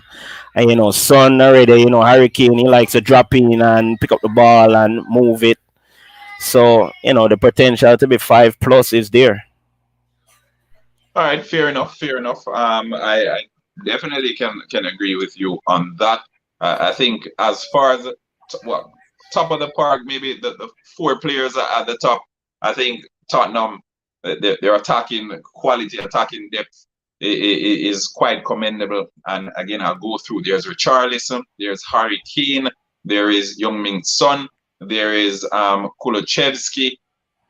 Some serious talent, serious quality there. And to be fair, Kante is known to have that attacking power up front. If you check his Inter Milan setup, it was the same thing. And Perisic will come in as a winger every now and then because he gets the act. He scores a whole lot of goals. If you think Marcos Alonso is a high-scoring defender, you probably haven't seen Perisic play, but he will definitely be among the goals this season. All right, so again, we're continuing. We've gone through Tottenham. We've gone through Liverpool, Arsenal. Let's continue. Now we have Leeds United versus Wolves. Now Leeds, they were on the cusp of relegation last season. They switched managers. They lost their best players in the form of Calvin Phillips as well as Rafinha. What happens now? What happens now for Leeds? They're up against a Wolverhampton team who are still trying to find their feet under Bruno Lage. I think they were good last season, good value for money, but some of the players that we're usually accustomed to seeing thrive, they weren't at their best last season. The likes of Jimenez, they ended up sending out Adama Traore on loan, and we know he was pivotal in Wolves' game throughout the previous season. So, what are your expectations from this one? Leeds United versus Wolverhampton. Wolves. I think Leeds is going to struggle this season, especially without Rafinha. And if Bamford can't stay healthy, they're definitely going to struggle this season. I know they brought in Tyler Adams and they brought in Branson. Not great signings, but I guess they'll probably fill a gap here and there. But they're going to struggle this season. I'd say Wolves 2-0. All right, I'm gonna agree with you, but I don't think Wolves can score 2 goals in a game. So I'm gonna go Wolves 1-0. 1-0 for Wolves. 1-0 for Wolves. Wolves. So how they play, it's usually one. Usually one. Well, I mean, they do But struggle again, with they're up against injuries too, Because sure. I think if Neto stays healthy this season as well, he's a proper young baller also, Yeah. and you know, but Again, it's one of those where you know what both teams offer. One's free flowing, one's a bit more conservative. With Jesse Marsh, I'm not quite convinced with his credentials as yet. But I know that Bruno Large came in last season and improved himself. So Wolves to win that one. Next up, we have Everton versus Chelsea. I'll allow you the opportunity, and this is the game on Saturday. It's a late game on Saturday. Chelsea is still trying to sort out the issues back of house. They let go Peter Cech. They let go Mariana Granovsky. They let go basically almost everybody. And then we have a number of players who want out. Kepa currently negotiating loan deal with Napoli. There is a Malang Sarr. Fulham putting an offer for Malang Sarr. There's Alonso as well as Cesar Azpilicueta, who are basically Barcelona bound. All these players, Timo Werner, probably on his way to RB Leipzig. Again, it seems as if it's crumbling around Thomas Tuchel, but they're up against an Everton team who lost their best player in the form of Richarlison. So, what are your predictions for this one? Chelsea versus Everton. uh, I think a great player gonna want come snipe on in the form of Frank Lampard. But I think if they need Calvin Lewin right now because Richarlison is gone, and I think if Lewin, if he starts and show some of the quality that I've seen from him before all the injuries, he could pose a problem. I think the issues with Chelsea. When I went to Florida and watched that game against Arsenal. Arsenal really exposed them, especially in the midfield. Odegaard, Martinelli, they really exposed them. Jesus, it almost felt like he was manhandling the defense at times of the game. So, if you get Calvin Lewin on that type of game as well, it could be a problem. So you need to rectify that. That's a tricky one. I mean, I haven't really seen Everton during the preseason as well. So I'm gonna give a slight edge to Chelsea. I'm gonna say 2-1. All right, fair enough. Fair enough. 2-1 for Chelsea seems fair. I think I'm going to work with 2-1 as well. 2-1 for Chelsea.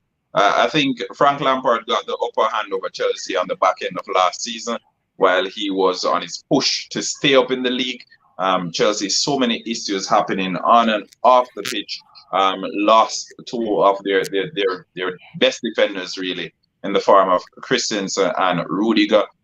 They decided to move on to pastures new, and it hasn't been as easy. I think Chelsea, there's been talks of Fofana, there have been talks of Cucurella. I think Cucurella is a little bit closer than Fofana, but Leicester City, they've quoted figures upward of 75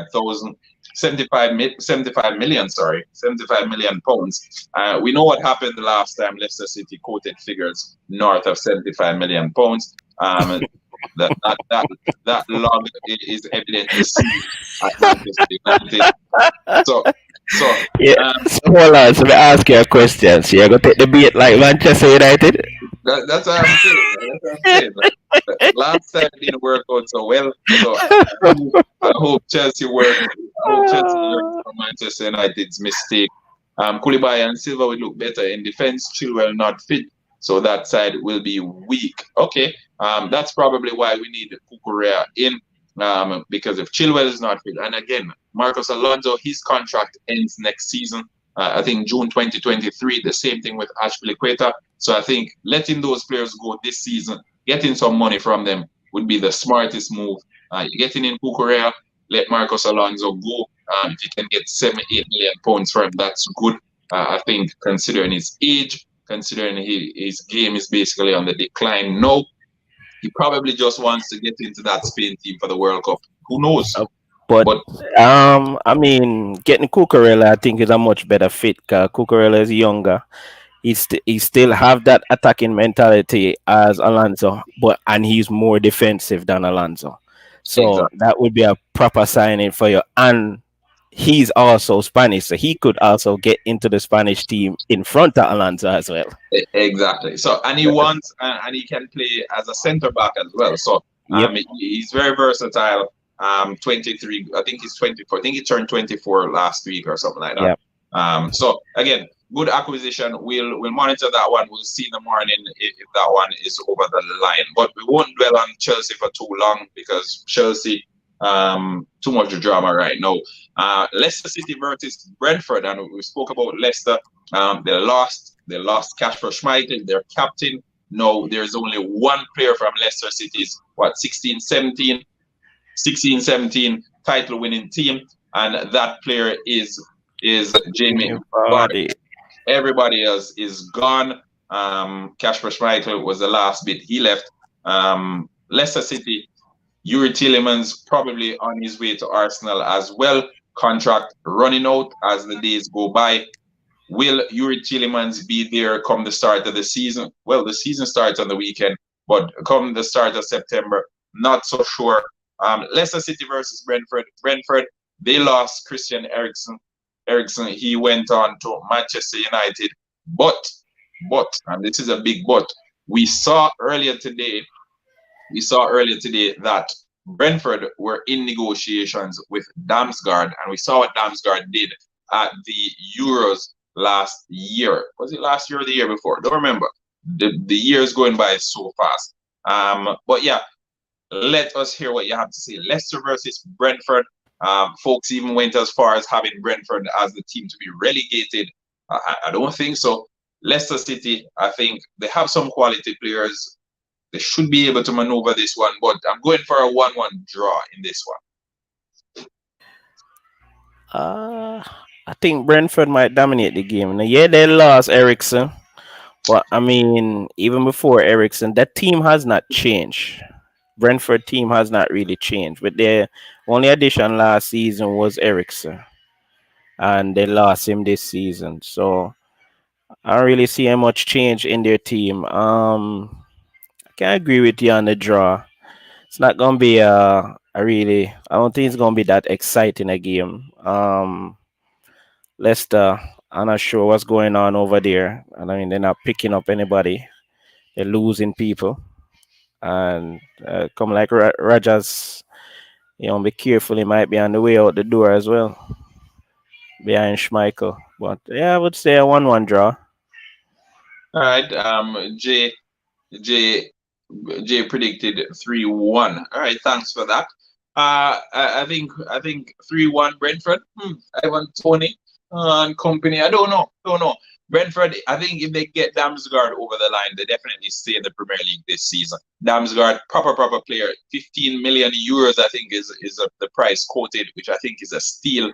And what I've found is Thomas Frank, because he's Danish, it's so easy for him to attract the Danish players. Same thing happened with Christian Eriksen. Just went out and had one discussion, and Eriksen was on a plane coming in the next day. Damsgaard, it's the same thing. I expect them to get it over the line. Probably if Damsgaard was of another nationality, it would have been different, but he's Dane. I think Thomas Frank, he has a way with them. He's a proper manager as well. And I'll say this again, I've said it on another platform. I think he is a better manager than Frank Lampard. Who knows? Probably in a few years' time, he'll be even lining up for that Everton job. So keep an eye on it. A 15 million is a highway robbery, not a steal. God Damsgaard, he dominated the Euros when he played for the Danish team, man. He was a proper player. Right, and Damsgaard and Mila from Atalanta. I think those two players are proper players, and I was surprised that no one went in for them. The same thing with Dumfries. When Inter Milan got Dumfries, I'm like, okay, that's a steal. And again, it's almost as if folks aren't paying attention to these players. We saw Benjamin Pavard at the last World Cup, and a lot of folks were turning heads. They're like, who is this youngster? Who is this guy scoring this brilliant goal? Because Bayern Munich saw him, pick him up, and that's what they do. They see players in major tournaments and they get the deals done. Right? You get it done ASAP. Damsgaard to Brentford, big signing. Keep eye on that. If you're looking on your fantasy team, I think they're cheap option. Before we go any further, so how you feel about Chelsea looking to sign Pavard? I think Pavard is a good player. He's a good player. Whether or not he'll suit Chelsea's style of play, that's the question. This is the year of the World Cup, and all the players who you're seeing now trying to push through different moves, they're pushing through because they want to be a part of their respective World Cup teams, right? So we see Timo Werner, he wants more game time, so he's trying to get the team a loan spell over there in Leipzig. Pavard, he looks and he sees Hernandez on one side, he sees Alphonso Davies, on the other side, and he's wondering where do I fit in all of this, right? So all these players, they're eager to leave their mark, and whether it will be just first half of the season kind of thing where they're coming out and they're impressing because they want their spot in their respective teams, that's the qualm I have with it. But I think Pavard is a quality player. I think he's a proper player. And if Chelsea gets him, that will be good. But the problem will be the price tag, because I expect Bayern Munich to ask for something exorbitant for Benjamin Pavard. He's a World Cup winner. He scores fantastic goals from the defensive position as well. Good player, but whether or not Chelsea will splash the cash on him, he's not Premier League proven, all of that, I don't know. Not so sure on it. All right, so again, we will continue. Jay, I think Chelsea can win the title with a fit Kante, getting a good striker and a central mid that can distribute the ball. We don't need no more defender. Remember to send the fantasy link. Yeah, I'm going to send the fantasy link. Let me see. I'm thinking. All right, hold on. Give me 1 second, folks.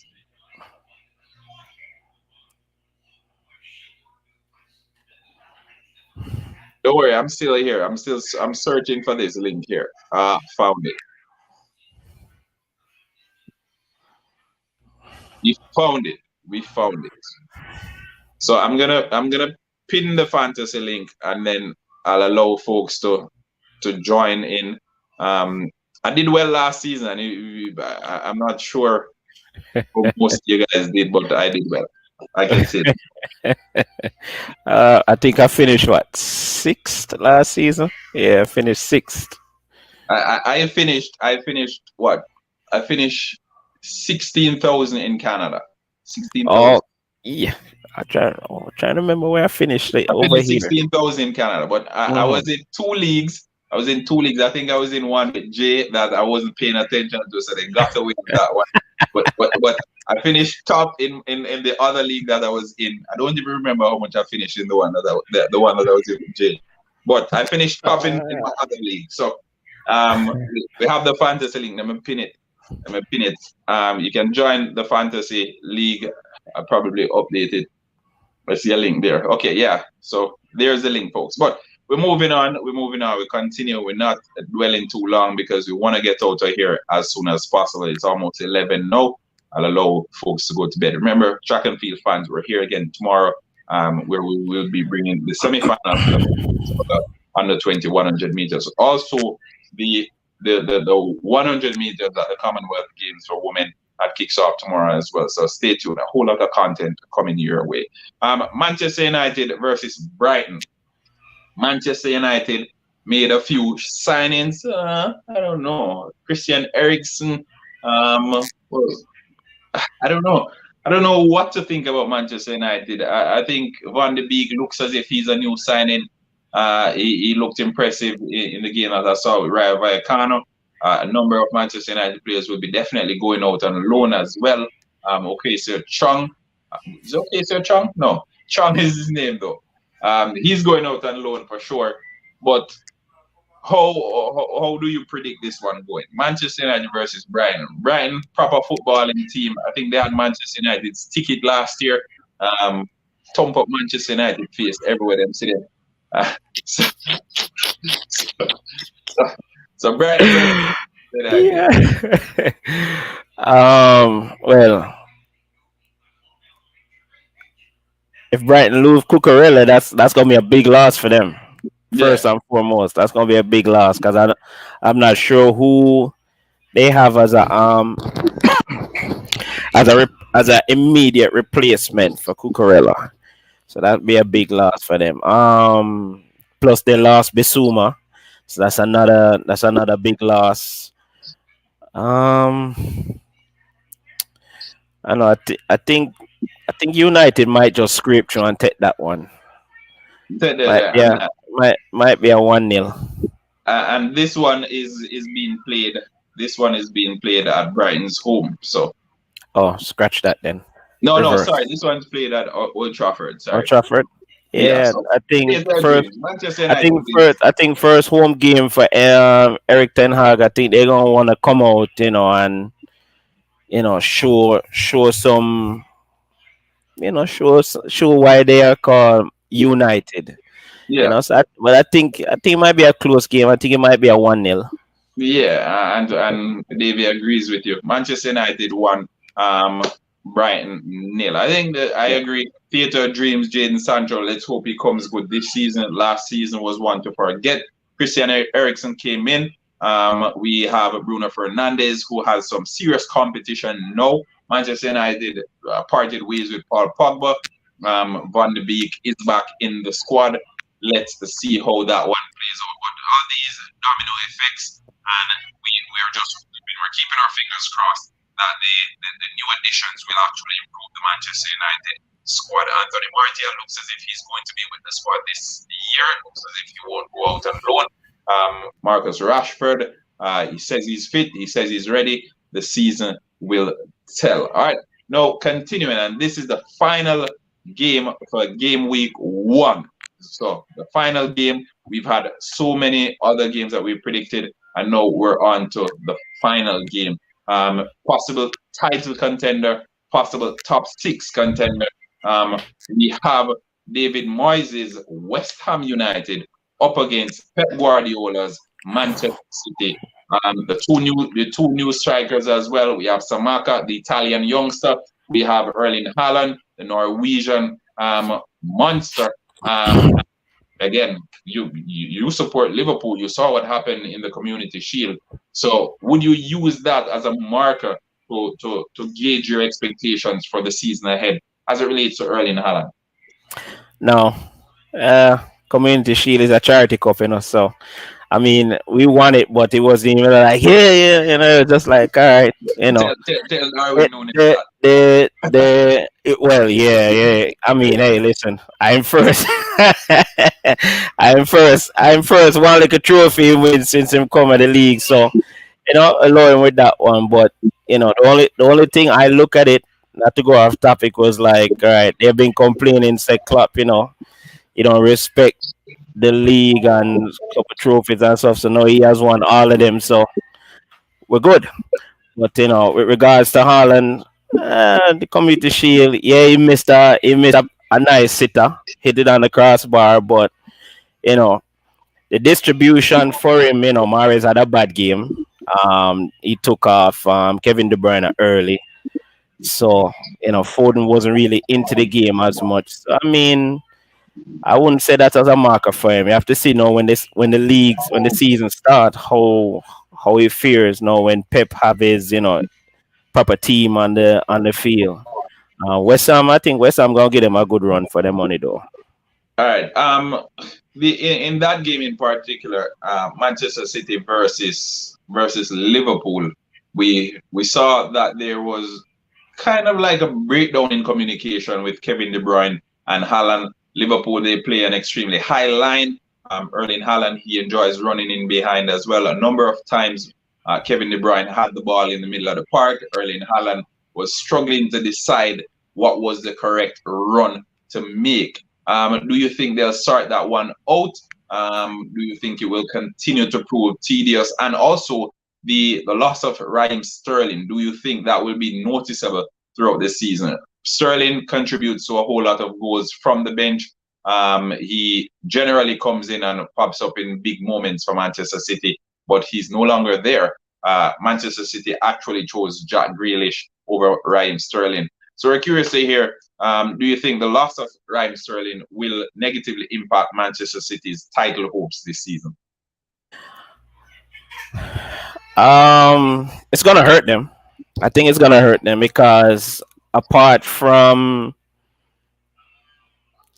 Jesus, when he was there, when he had the opportunities, he was one of them who would, run at defenders with the ball. Sterling was that person. I've seen Foden tried it, but I know he don't have the pace as Sterling. Mahrez don't have the pace as Sterling. He has the trickery, but he don't have the pace to run at defenders and beat them one-on-one. So I think they're gonna struggle in that department. What's that new guy they signed from Argentina? Alvarez. He looked okay up against Robertson on Saturday. He looked like he would run at defenders as well. But again, we gotta see, once the season starts, if he could do it on a consistent basis. All right, so Davia, I'll upload the thumbnail for the live tomorrow by probably 10-11 o'clock. All right, so look out for that one. I'll upload it to let you know what time I'll be going live, because the times between the Commonwealth first round and the under-20 finals, it's a little bit different. I think the Commonwealth is a little bit earlier. The under-20 final is a little bit later in the evening. The under-20 final starts about 5 o'clock thereabout. I still need to review the Commonwealth schedule. So stay tuned for that. Turn notification on. Well, I know you have your notifications on, so I'll update that. West Ham, they struggled with one striker last season. That striker was Mikel Antonio. Jared Bowen got his first England call-up based on that season he had last year. Big player, proper player. They had the help of Jesse Lingard at one point. Early in was it last season? I don't even remember. Was it last season? Anyway. No, season before. Season before. So they built on that momentum from the season before. They have so many top quality players that can show up at any given time. So I want to know, them adding the likes of Samaka. We know Samaka is a quality player, but world class I won't say, but he's a quality striker. He will be there helping out Mikel Antonio. But we have to get to the meat of the matter. Now, West Ham versus Manchester City, David Moyes seems to have one up on Pep Guardiola. Seems to always get in Pep Guardiola's head, thorn in his feet, some may say. I think Manchester City wins this one, but I think it will be 2-1 to Manchester City. What are your thoughts? I think that's the only signing West Ham have so far, right? Skamaka? Yeah, that I'm aware of. Did they lose what was the defender that played next to Zuma? Did he leave? Diop. Issa Diop? Yeah. No, he's still there. Okay. I'm surprised they didn't try and sign Lingard, because I thought Lingard would have fit into that team. I think the Lingard ship sailed. But folks still think Lingard is young. Lingard will be 30 in December. So Lingard isn't the youngster that he's played out to be. Right. Lingard is a big man. Right, so West Ham probably looking elsewhere, looking to bolster their squad from different areas. And I think West Ham signed another player. I think they were looking at Kostic. I'm not sure they signed Kostic. That's right. They were looking at Kostic. I don't know if they picked him up yet either. Yeah, right. But So the recruiting is usually good. West Ham, the recruiting is usually good. They always go into Europe and scout properly. We saw they went out and they got the Czech peer came back basically imperious in the league, and I think hats off to the West Ham recruitment department. Yeah, hats off to the West Ham recruitment department. But let's hear it. Yeah, you're going around, you're coming around. Who wins this one? Manchester City, West Ham. What's it? It depends on who City start in defense. Defense shaky for them right now. Very shaky because you have Diaz, and I don't think Pep trusts John Stones at the moment, and Laporte is out injured, so he has to play Ake, and he looks like a liability right now. Yeah, I'm So actually glad Chelsea didn't get him. I'm gonna go for a draw. I'm gonna go for a 2-2. All right, fair enough. Thank you so very much for that. So 2-2 draw for Manchester City versus West Ham. I had 2-1 in favor of Manchester City, but we'll see on the weekend how this one pans out. Big up to everyone in the comment section. We didn't get the chance to do the giveaway this evening, but don't worry, we'll do it next week. So stay tuned, stay put. As we do Ball Talk again next Monday. This and every Monday, Ball Talk 9 p.m. Until 11 Eastern Daylight Time. We'll talk about football. We'll talk about the results of the weekend. We'll talk about the upcoming fixtures. We'll drop our predictions. We'll talk about fantasy football as well. Speaking of fantasy football, just a fantasy tip for this week, folks. Ensure you get Gabriel Jesus in your team. Gabriel Jesus is a must-have for game week 1, folks. Get him in your team. And if you're creating your team now, it's a little bit tricky for you to gauge the best players to get in your team. But what you'll need to do is to get the staples in. So there are certain players who are fantasy players every year. You need to get those in from early out. That means as the season unfolds, you're just adding different pieces to mold your team properly. All right, you need the staples in, the likes of Mo Salah, the likes of Trent Alexander-Arnold, the likes of Gabriel Jesus. As I said, you need to get him in just because of the preseason he's had. I want to tell you, say it's the first signing for my team. I've been signing before I even signed Salah. Let me show you, say I had to get him in my team, boss. Had to. Yeah, true. Yeah. For goalkeepers, Wolverhampton, they usually keep clean sheets. You might want to look at Wolverhampton's for defenders and for goalkeeper as well. Some good bargains there. I think most of them probably £5 million, 4.5. So good deals over there. Midfield, again, you need to look at goal scoring midfielders, and there are a few midfielders who they come with. You can add them in. For example, Mohamed Salah is considered a midfielder on fantasy football, so you can add Mo Salah in addition to a striker who will actually get on the score sheet as well. Kulusevski, I think, for £8 million, I think he's a steal. Again, look at him, folks. Keep an eye on him. That's your fantasy tip for this week. Remember, get the staples in. Guys that you know you'll have in your team week in, week out. Go ahead and get them in right now. All right. Again, thanks for tuning in. Miranda Brown here from Halftime TV. I was joined by Walker, Halftime TV loyalist. Jay Matheson in the comment section. Davia, we had so much fun this evening as we spoke about football. Tomorrow, it will be about track and field. Tomorrow, we have the under 20 100-meter final down there in Cali, Colombia. We will be doing a live stream for that one. We also have the Commonwealth Games, the first round, the 100 meters for both male and females. Again, tune in for that one. All right. So take care, guys. Thanks for tuning in. Remember, like, share, subscribe. Halftime TV saying 10,000 subscribers in about 20,000 next time. Peace out. Until next time. Walker, take a bit. All right, cool.